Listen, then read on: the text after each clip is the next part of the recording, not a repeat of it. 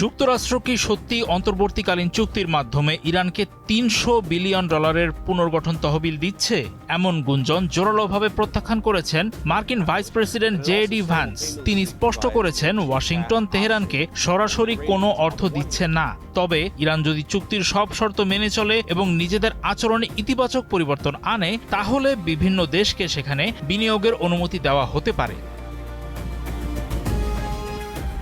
এক সাক্ষাৎকারে ভ্যান্স জানান, শর্ত পূরণ করলে ইরানের ওপর থেকে কিছু নিষেধাজ্ঞা শিথিল করা হতে পারে। এতে দেশটিতে বিদেশি বিনিয়োগ ও অর্থ প্রবাহের পথ সহজ হবে। উদাহরণ টেনে তিনি বলেন, সংযুক্ত আরব আমিরাতের মতো মার্কিন মিত্ররা যদি ইরানের পারমাণবিক বিদ্যুৎ কেন্দ্রে বিনিয়োগ করতে চায়, তবে নিষেধাজ্ঞা বহাল থাকা পর্যন্ত তা সম্ভব নয়।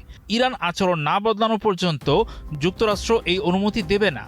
ফলে যারা ভাবছেন যুক্তরাষ্ট্র ইরানকে টাকা দিচ্ছে, তারা ভুল ভাবছেন। ওয়াশিংটন কেবল শর্ত সাপেক্ষে অন্য দেশগুলোকে সেখানে বিনিয়োগের সুযোগ দেওয়ার কথা ভাবছে।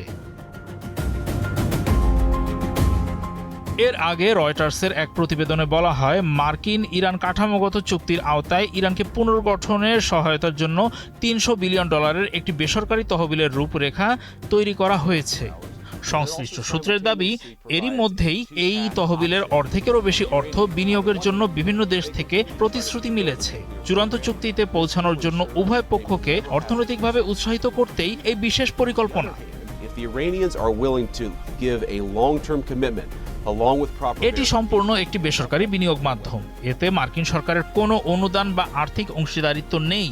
মূলত যুক্তরাষ্ট্র, উপসাগরীয় আরব দেশ, এশিয়া, দক্ষিণ আমেরিকা ও আফ্রিকার বেসরকারি প্রতিষ্ঠানগুলো জ্বালানি, লজিস্টিক্স ও পরিবহন খাতে এই অর্থায়নের প্রতিশ্রুতি দিয়েছে।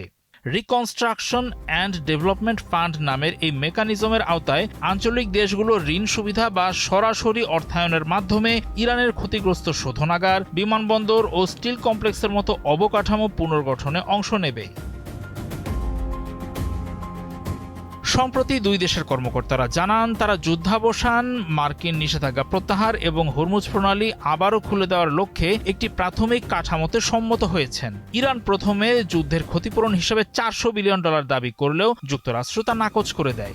বিপুল তেল গ্যাসের মজুদ এবং বিশাল শিক্ষিত তরুণ জনগোষ্ঠী থাকার পরও 4 দশকের নিষেধাজ্ঞায় ইরান বৈশ্বিক পুঁজি থেকে বিচ্ছিন্ন ছিল। তবে এই নতুন তহবিলটি ইরানের অবরুদ্ধ সম্পদ মুক্তির আলোচনা থেকে সম্পূর্ণ আলাদা।